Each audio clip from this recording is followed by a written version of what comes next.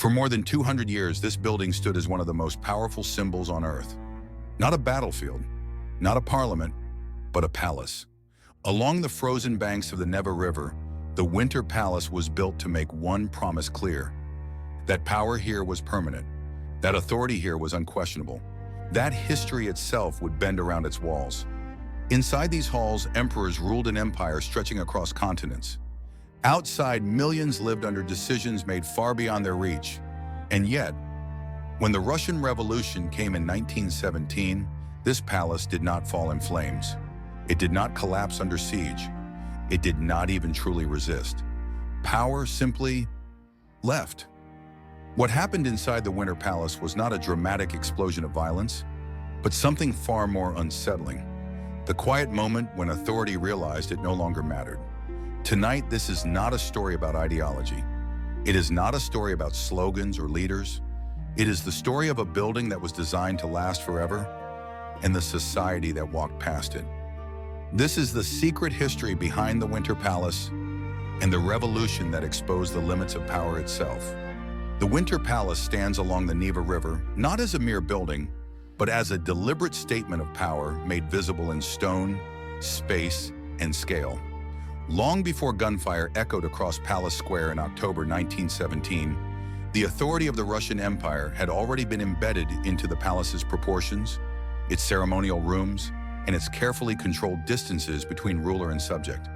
The palace was never intended to feel intimate. It was designed to overwhelm. Its vast green and white facade stretches across the riverbank with an almost theatrical confidence, a visual declaration that the Romanov dynasty was not simply governing Russia, but standing above it, watching it, containing it. Construction of the Winter Palace in its recognizable form began in the mid-18th century under Empress Elizabeth Petrovna, daughter of Peter the Great. She commissioned the Italian architect Bartolomeo Rastrelli, whose Baroque sensibilities favored excess, movement, and visual domination. Rastrelli did not merely design a residence. He engineered an experience. Approaching the palace required crossing open space that exposed visitors physically and psychologically. Inside, corridors multiplied, ceilings rose beyond ordinary human scale, and rooms unfolded in sequences meant to slow movement and enforce ritual. Power was not only exercised here, it was rehearsed daily through architecture. When Catherine the Great later expanded the palace complex and began assembling what would become the Hermitage collections, the Winter Palace took on an additional role. It became both a seat of political authority and a curated image of civilization. European art, classical sculpture, and Enlightenment aesthetics were placed within the imperial residence as evidence that Russia was not peripheral, not backward, but fully entitled to stand among Europe's great powers. Yet this cultivated image masked a growing contradiction. Outside the palace walls lay a society defined by serfdom, rigid hierarchy, and profound inequality. The Winter Palace was a bridge to Europe that most Russians would never cross. By the 19th century, the palace had become less a home than a ceremonial machine. Successive czars occupied it cautiously, aware of its symbolic weight and its vulnerabilities.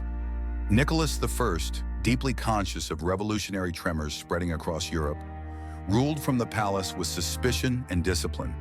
His reign hardened the association between autocracy and surveillance. Guards, corridors, and restricted access multiplied. The palace grew more rigid as the empire itself struggled to contain dissent. Architecture that once celebrated confidence began to reflect anxiety. The assassination of Alexander II in 1881 marked a psychological turning point. Although the attack occurred elsewhere, its consequences were felt acutely within the Winter Palace. Security tightened further. His successor, Alexander III, distrusted the palace and preferred the seclusion of Gatchina. Yet the Winter Palace remained the unavoidable stage of imperial ritual.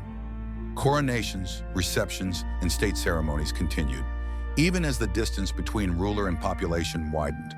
The palace persisted as an image of continuity, while Russian society fractured beneath it. Nicholas II inherited not only the throne, but the burden of this architectural legacy. Soft-spoken and deeply committed to autocracy by conviction rather than temperament, he occupied the Winter Palace during moments of ceremony, but increasingly retreated to Tsarskoye Selo for private life. This physical withdrawal mirrored a deeper political separation. Decisions affecting millions were made far from public visibility, while the palace remained a symbolic shell of authority rather than its living center. The Romanov state appeared monumental, yet its foundations were eroding. The events of January 1905 exposed this contradiction with brutal clarity. On a winter morning, thousands of workers marched peacefully toward the Winter Palace, carrying petitions and icons, believing the Tsar to be a paternal figure who would hear them. The palace, however, was empty of its ruler. Soldiers fired on the crowd, killing and wounding hundreds. Blood stained the approaches to a building that had been designed as a symbol of benevolent power. From that moment, the Winter Palace ceased to function as a shared symbol. It became instead a sign of betrayal, silence, and absence. In the years that followed, the palace stood increasingly isolated, both physically and morally. Though reforms followed 1905, they were cautious and incomplete. The Duma offered limited representation, while real authority remained concentrated at the top. Inside the palace, ceremonial life continued, but its meaning had shifted. The grand halls echoed with routine rather than confidence. The empire was still vast, still formidable, but no longer unquestioned. When the First World War erupted in 1914, the palace again transformed in function. Portions of it were converted into military hospitals, with gilded halls repurposed for rows of wounded soldiers. This juxtaposition was stark. The same rooms that had once displayed imperial splendor now revealed the human cost of imperial decisions. Nurses moved beneath chandeliers. Stretchers crossed parquet floors designed for courtly processions. Architecture intended to glorify power was forced to accommodate its consequences. By early 1917, the Winter Palace stood at the center of a capital strained by hunger, exhaustion, and political paralysis. Petrograd simmered with unrest. The palace no longer commanded reverence. It had become a symbol frozen in time, unable to respond to the world pressing against its walls. When Nicholas II abdicated in March, the palace passed into the hands of the provisional government. Ministers occupied rooms built for emperors, attempting to govern an empire already slipping beyond control. The Winter Palace remained standing, intact and imposing, but its authority had evaporated. Its architecture still spoke the language of command, yet no one truly listened anymore. Power had begun to move elsewhere, into streets, factories, and Soviets. The palace waited, silent as history gathered around it. For more than a century before 1917, the Winter Palace functioned as a carefully choreographed theater of power. Every entrance, every staircase, every hall served a precise political purpose. The Jordan staircase, ascending from the Neva toward the staterooms, was not simply an architectural feature, but a ritual path.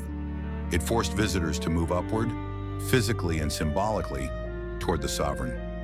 Foreign ambassadors climbed its steps, aware that the space itself communicated hierarchy before a single word was spoken. In this environment, authority was not argued or justified. It was assumed, embedded in marble and gilded stucco. Court ceremonies reinforced this spatial discipline. Audiences with the Tsar followed rigid protocols developed over generations. Clothing, posture, speech, and movement were regulated. Distance mattered.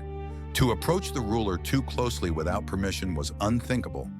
These rituals gave form to autocracy, translating abstract political power into bodily experience. Yet over time, ritual hardened into routine. What had once inspired awe began to feel disconnected from the realities beyond the palace walls. As the 19th century progressed, Russia changed faster than its political institutions. Industrialization accelerated, cities expanded, and new social classes emerged. Factories rose along the Neva and beyond, drawing workers into crowded urban quarters. Education spread unevenly but persistently, producing a growing population capable of reading, organizing, and questioning authority. The Winter Palace, however, remained architecturally and psychologically fixed in an earlier era. Its ceremonies still assumed a society bound by deference, yet the empire it ruled was becoming restless and complex. The emancipation of the serfs in 1861 had altered the social fabric, But it did not dismantle hierarchy. Former serfs gained legal freedom without economic security, while landowners retained disproportionate influence. The state attempted modernization without relinquishing control. These contradictions were visible in the palace itself, where European liberal aesthetics coexisted with an uncompromising commitment to autocracy.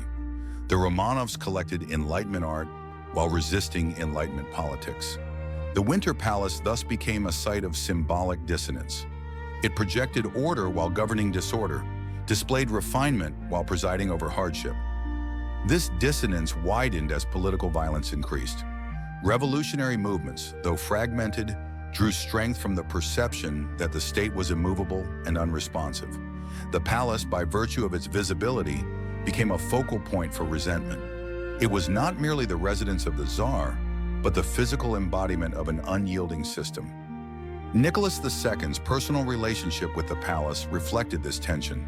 He fulfilled its ceremonial demands dutifully, but without enthusiasm. His temperament was private, introspective, and ill-suited to public performance. While previous rulers had used the palace to stage authority, Nicholas often seemed overshadowed by it. He appeared as a figure inhabiting a structure designed for absolute confidence, yet burdened by uncertainty. This mismatch did not go unnoticed by observers, both domestic and foreign. After 1905, the Winter Palace entered a new phase. Though it remained a ceremonial center, its political centrality diminished. The creation of the Duma introduced a limited constitutional element, but power remained fragmented and contested. The palace no longer monopolized political meaning. Public discourse increasingly unfolded elsewhere, in newspapers, meetings, and strikes. The palace stood apart, impressive yet increasingly irrelevant to everyday political life. The outbreak of war intensified this separation. Mobilization exposed the state's administrative weaknesses. Supply shortages, transportation failures, and mounting casualties strained public patience. As Nicholas II took personal command of the army in 1915, he left the capital and with it, the palace. Governance shifted to a small circle around Empress Alexandra, whose reliance on advisors such as Grigory Rasputin further damaged the regime's credibility. Decisions affecting the empire were perceived as arbitrary and opaque, reinforcing the sense that authority had withdrawn from public accountability. Within the Winter Palace, the conversion of ceremonial spaces into hospital wards was both practical and symbolic. It acknowledged the scale of suffering while inadvertently undermining the palace's original purpose. Soldiers recuperated beneath portraits of rulers whose decisions had sent them to war. This proximity dissolved the distance that ritual had once enforced. The palace could no longer insulate power from consequence. By the winter of 1916 to 1917, Petrograd was a city on edge. Food shortages, inflation, and exhaustion fueled strikes and demonstrations. The Winter Palace remained guarded, but its presence no longer commanded obedience. When crowds gathered nearby, they did so not in reverence but in protest. The palace had become a silent witness to a legitimacy it could no longer sustain. When the February Revolution erupted, the palace played a surprisingly muted role. The collapse of the regime unfolded rapidly, driven by mass strikes, mutinies, and political defections. Nicholas II abdicated far from Petrograd, severing the last personal connection between the throne and its architectural symbol. The Winter Palace passed into the custody of the provisional government almost quietly, without ceremony. For the first time since its construction, it housed authority without monarchy. Ministers now worked in rooms designed for emperors, attempting to project continuity while managing upheaval. The palace's architecture lent them an inherited gravitas, but it could not supply legitimacy. Outside, power continued to shift towards Soviets and popular assemblies. Inside, the palace struggled to adapt to its new role. It was no longer the source of command, only a backdrop against which authority attempted to reassert itself. The Winter Palace thus entered the final stage of its political life, not as a fortress, but as a fragile symbol. Its walls remained intact, its halls still grand, yet the assumptions that had once animated them were gone. The palace had not fallen, but it had been emptied of meaning. What remained was a structure awaiting the moment when history would finally catch up to its facade. After the abdication of Nicholas II in March 1917, the Winter Palace entered a strange and unprecedented phase. For the first time since its completion in the 18th century, it housed power without dynasty.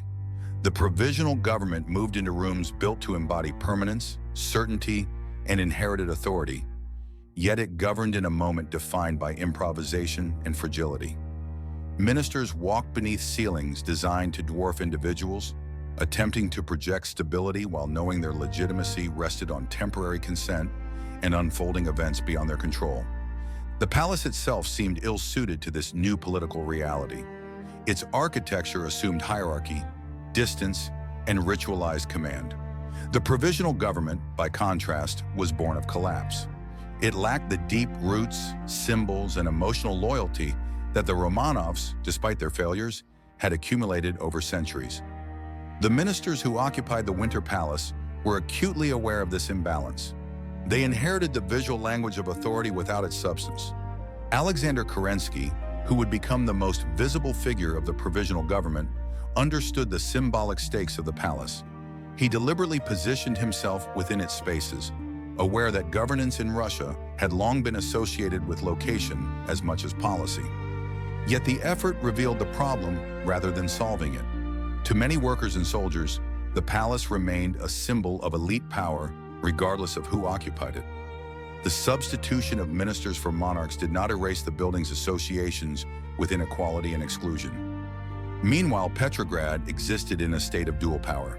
Alongside the provisional government operated the Petrograd Soviet, representing workers and soldiers and claiming moral authority rooted in mass participation.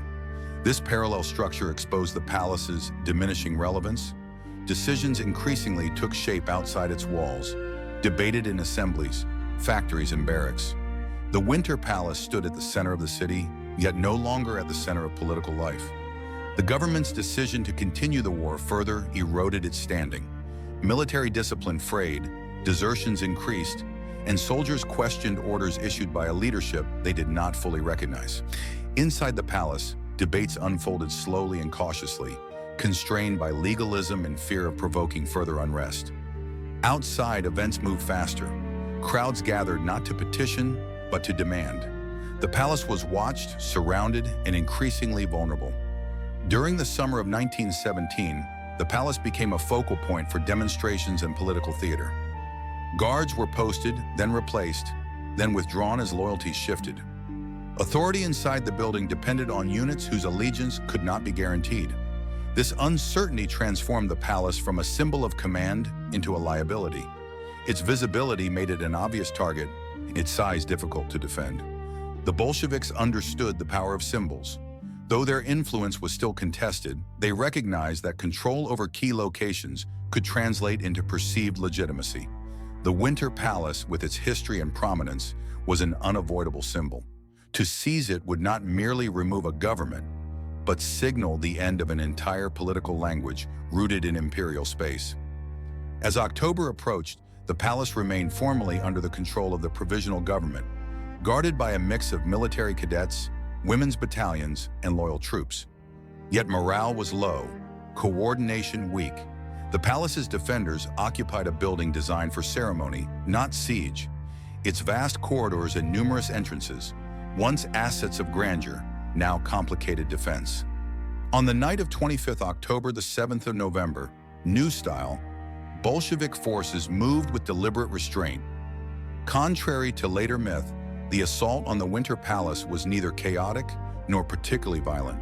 The famous shell fired from the cruiser Aurora was largely symbolic, a signal rather than an act of destruction. Entry into the palace occurred through side doors and unguarded passages. Resistance was minimal. The building that had embodied autocracy for centuries fell with surprisingly little force. Inside, ministers were arrested in rooms that had once hosted imperial receptions. The contrast was stark. No throne was overturned, no grand hall destroyed. The palace surrendered quietly, its fall more psychological than physical. Authority shifted not because the building was destroyed, but because its meaning had already dissolved. The seizure of the Winter Palace marked the end of its political life as a center of power, yet the event's symbolism would soon overshadow its reality. Revolutionary narratives transformed the episode into a dramatic climax, elevating the palace's capture into a foundational myth. In truth, The palace had already been hollowed out by years of disconnection between architecture and authority. In the days that followed, the Winter Palace transitioned once again, this time into a historical artifact. Its rooms were repurposed, its collections protected, its identity reframed. The building that had once dictated the rhythms of imperial life now awaited interpretation, preservation, and memory. Power had moved on, but the palace remained, bearing silent witness to the consequences of concentrated authority and delayed reform. In the aftermath of October 1917, the Winter Palace entered a final and perhaps most complex transformation. Stripped of its political function, it was recast through memory, narrative, and deliberate reinterpretation. What had been a residence, a ceremonial center, and briefly a seat of provisional authority now became something else entirely. A symbol to be explained, controlled, and repurposed by a new regime that understood the power of history as deeply as it understood the power of force. Almost immediately, the Bolsheviks faced a paradox. The Winter Palace was inseparable from the old order they sought to destroy, yet its capture had become one of their defining moments. To erase the palace entirely would have meant erasing a powerful visual marker of revolutionary legitimacy. To preserve it unchanged risked allowing imperial grandeur to linger. The solution was not destruction, but redefinition. Early Soviet accounts elevated the storming of the Winter Palace into a dramatic act of mass uprising. Later retellings emphasized crowds, heroism, and inevitability. The palace was portrayed as a fortress of oppression finally breached by the people. This narrative bore little resemblance to the quiet, disorganized reality of the event. But accuracy was not the goal. The palace's image was absorbed into a revolutionary mythology designed to legitimize the new state. Architecture became a backdrop for ideology. Film, art, and public reenactments reinforced this transformation. Sergei Eisenstein's 1927 film, October, staged a fictionalized assault on the Winter Palace with thousands of extras, cementing a version of events more influential than eyewitness accounts. For generations, this cinematic image replaced historical complexity. The palace, once a symbol of autocratic permanence, was now frozen in popular imagination as the site of its dramatic overthrow. Yet behind this myth-making, practical decisions reshaped the building's future.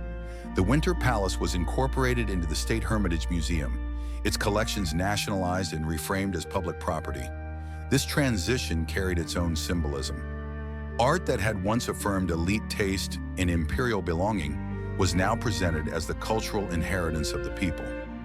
Galleries that had been accessible only to courtiers became open to workers and students. The palace's exclusivity was inverted, though its grandeur remained. This shift did not erase the building's past. Instead, layers of meaning accumulated. Visitors walked through halls where czars had ruled, ministers had failed, and revolutionaries had passed, often without clear markers distinguishing one era from another. The palace became a physical archive, not only of art, but of political systems layered atop one another. Its rooms no longer commanded obedience, but invited reflection. During the Soviet period, the palace occupied an uneasy position.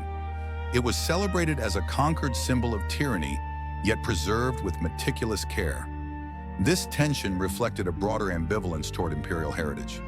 The Soviet state rejected monarchy, yet relied on inherited cultural capital to assert continuity and legitimacy. The Winter Palace embodied this contradiction. It stood as proof of what had been overthrown and what had been inherited. World War II tested this relationship further. During the siege of Leningrad, the palace and its collections were evacuated or protected under extreme conditions. Curators and staff risked their lives to safeguard artworks, treating them not as relics of imperial excess, but as irreplaceable cultural memory. In this moment, the palace's identity shifted again. It became a symbol of endurance rather than dominance, survival rather than authority. By the late 20th century, as the Soviet Union itself approached collapse, the Winter Palace once more outlived the system that had claimed it. When the USSR dissolved in 1991, the palace remained largely unchanged, standing above political transitions that had swept past its walls. Its endurance underscored a quiet truth. Political regimes may rise and fall, but architecture, once built, exerts a longer influence, shaping memory long after power has moved elsewhere. Today, the Winter Palace exists primarily as a museum, yet it continues to carry the weight of its history. Visitors enter not as subjects or revolutionaries, but as observers. They encounter beauty alongside contradiction, grandeur alongside cost. The palace does not offer conclusions. It presents evidence. It reveals how authority once manifested itself in space, how it attempted permanence, and how it ultimately failed to adapt. The secret history of the Winter Palace is not hidden in locked rooms or forgotten documents. It is written into the relationship between architecture and power, between symbolism and legitimacy. The palace was not destroyed because it did not need to be. Its authority dissolved when the society around it changed faster than it could respond. What remains is a structure that teaches not through proclamation, but through silence. Standing along the Neva, the Winter Palace no longer commands the future. It reflects the past, reminding those who pass through its halls that power, however monumental, is never immune to time, pressure, and consequence. Long after the Winter Palace ceased to function as a seat of authority, it continued to shape how power was remembered, studied, and emotionally processed. Unlike ruins left to decay, the palace survived intact, preserved not because it was harmless, but because it was useful. It offered subsequent regimes a material lesson in how power once organized itself in space, how it presented confidence, and how it concealed fragility beneath ornament and scale. As a museum, the palace subtly altered the relationship between viewer and authority. Visitors were no longer required to obey its spatial logic, yet they were still guided by it. Corridors still elongated perception, ceilings still dwarfed the individual. The architecture continued to assert presence, even as its political voice fell silent. In this way, the Winter Palace demonstrated that power does not vanish when institutions collapse. It lingers in forms, habits, and inherited structures. The transformation of the palace into a public institution also reflected a broader 20th century shift in how societies dealt with imperial legacies. Rather than erasing the past, the Soviet state absorbed it, reframing domination as history and exclusivity as heritage. This approach allowed the palace to serve as both warning and asset. It could be cited as evidence of past oppression while simultaneously functioning as a repository of cultural prestige. Yet the palace's survival also exposed the limits of revolutionary rupture. Despite dramatic claims of total transformation, the new order operated within spaces built by the old. Offices, museums, and state rituals unfolded beneath imperial ceilings. This continuity suggested that, while ideologies change rapidly, physical environments change slowly. The Winter Palace thus became a quiet participant in governance, even after losing formal authority, shaping how power felt and appeared. Scholars and historians have since returned repeatedly to the palace, not merely as a backdrop to events, but as an active force in shaping them. Its location at the heart of Petrograd, its visibility along the Neva, and its symbolic saturation made it an unavoidable focal point. Revolutions require symbols as much as strategies, and the palace provided one ready-made. Its seizure mattered less for what it enabled administratively than for what it communicated psychologically. Over time, popular memory simplified this complexity. The Winter Palace became shorthand for the fall of empire, a single image standing in for decades of structural tension. This simplification obscured the deeper processes that hollowed out imperial authority long before October 1917. The palace did not fall because it was attacked. It fell because the society it claimed to command no longer recognized itself within its walls. In this sense, the Winter Palace offers a broader lesson about power and its material expressions. Monumental architecture can project permanence, but it cannot generate legitimacy on its own. Ritual can reinforce authority, but it cannot replace responsiveness. Space can shape behavior, but it cannot indefinitely suppress change. When institutions fail to evolve, their symbols outlast their relevance. Today, the palace attracts millions of visitors who come seeking art, history, and spectacle. Few come seeking power, yet the experience remains subtly instructive. Walking through its halls reveals how authority once moved, where it paused, where it hid, and where it displayed itself most confidently. The building becomes a map of imperial psychology, revealing priorities, anxieties, and blind spots.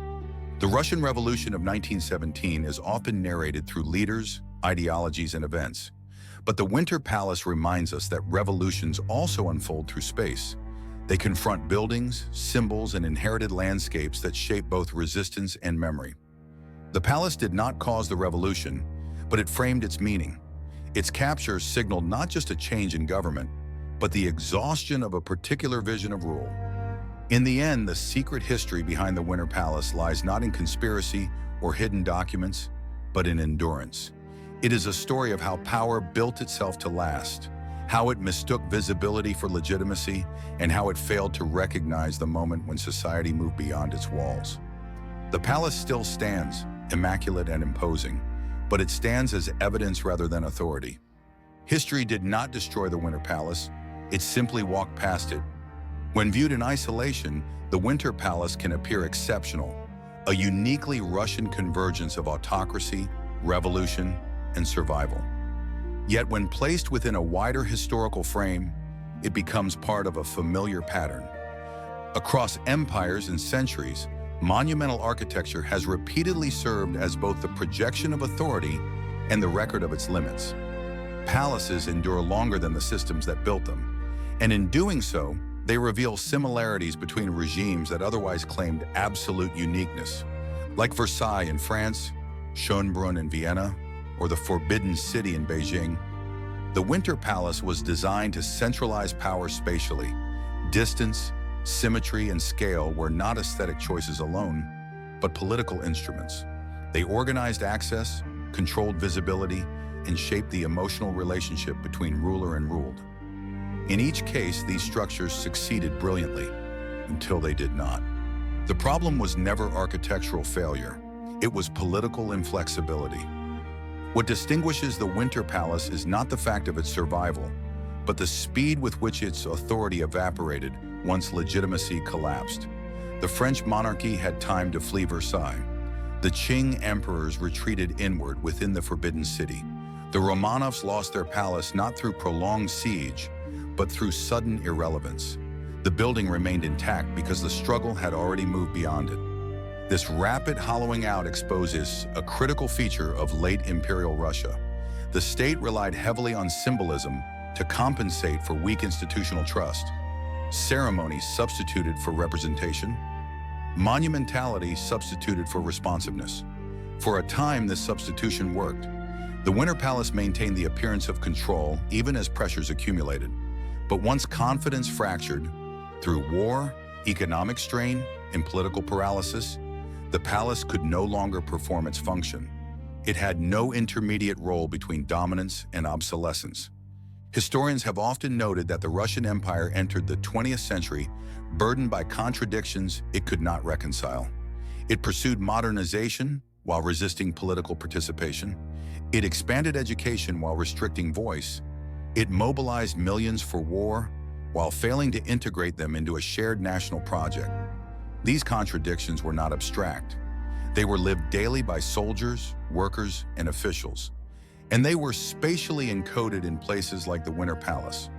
The palace's vastness, once a sign of imperial reach, became an obstacle to adaptation. Its ceremonial logic required distance at a moment when politics demanded engagement. Its visual authority demanded reverence at a moment when trust had eroded. When crowds no longer believed in the paternal image of the Tsar, the palace had nothing else to offer them. Architecture can amplify belief, but it cannot manufacture it. After 1917, the Winter Palace's continued presence forced successive generations to confront this reality. Unlike ruins that invite nostalgia, a preserved palace invites comparison. It asks why such effort, wealth, and planning failed to secure permanence. It invites reflection on how power understands itself, and how often that understanding is incomplete. In the post-Soviet era, this question has regained urgency. As Russia and other societies reassess their imperial past, the Winter Palace occupies an ambiguous position.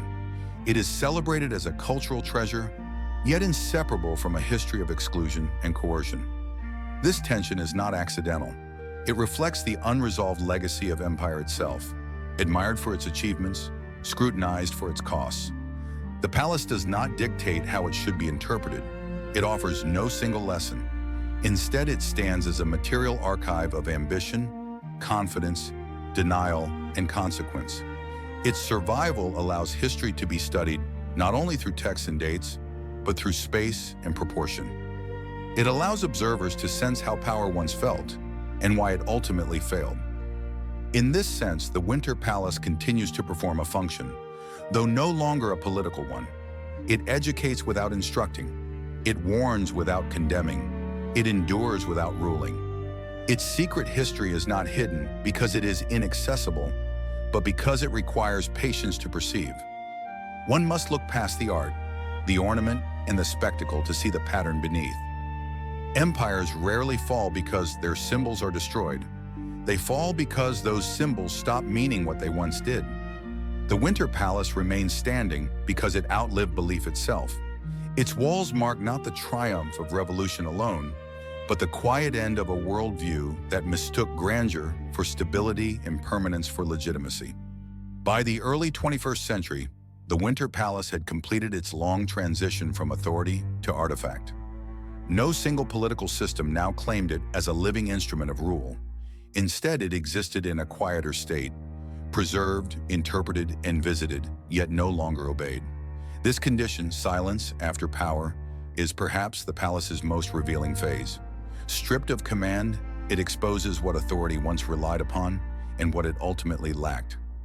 Unlike modern government buildings designed for efficiency and transparency, the Winter Palace remains intentionally opaque. Its layout resists clarity. Rooms lead into rooms without obvious logic. Corridors extend beyond immediate comprehension. This confusion was once purposeful. It slowed access, reinforced hierarchy, and reminded visitors that power was not meant to be navigated easily. Today, that same design invites contemplation rather than submission. Visitors wander not to reach decisions, but to observe remnants of decision-making long concluded. The palace's continued prominence also challenges simplistic narratives of rupture. Revolutions promise clean breaks, yet history rarely complies. The Winter Palace survived monarchy, provisional governance, revolution, totalitarianism, and state collapse without losing its physical identity. Each system reinterpreted it, but none erased it. This endurance suggests that material culture can outlast ideology, carrying traces of multiple regimes without fully belonging to any of them. What ultimately distinguishes the Winter Palace from other imperial sites is not its beauty or scale, but its exposure. It reveals power without the protection of myth. Versailles still evokes monarchy through pageantry. The Forbidden City still suggests cosmic order and imperial continuity.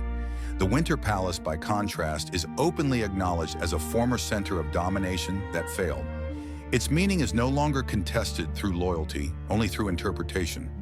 This openness allows the palace to function as a rare historical instrument, a place where the mechanics of authority can be studied without reverence. One can observe how architecture attempted to compensate for political weakness, how ceremony masked uncertainty, and how distance replaced dialogue. The palace makes visible a truth often obscured in historical narratives, that power invests heavily in appearance when it lacks resilience. The Russian Revolution of 1917 is frequently reduced to ideology and leadership, but the Winter Palace reminds us that revolutions also dismantle environments. They strip meaning from spaces that once organized life. The palace did not resist violently because resistance no longer made sense. Authority had already migrated elsewhere. By the time the building was taken, it had become a shell, impressive but hollow. Standing today along the Neva, the Winter Palace no longer claims the future. It does not promise order, prosperity, or stability. It offers perspective instead. It shows how power once believed itself eternal, how it structured space to reinforce that belief, and how quickly such certainty dissolved when conditions changed. In this way, the palace completes its final role, not as a monument to victory or defeat, but as a record of limitation. It demonstrates that political systems fail, not because they lack strength, but because they mistake strength for permanence. The Romanov dynasty ruled for more than 3 centuries. The Winter Palace was designed to suggest that such rule would last indefinitely. History proved otherwise. The secret history behind the Winter Palace and the Russian Revolution of 1917 is therefore not a hidden conspiracy or a dramatic revelation. It is a quieter insight that power, when it withdraws from society, eventually withdraws from its own symbols. Buildings remain, belief does not. The palace still stands because stone endures longer than authority, and in that endurance lies its final lesson.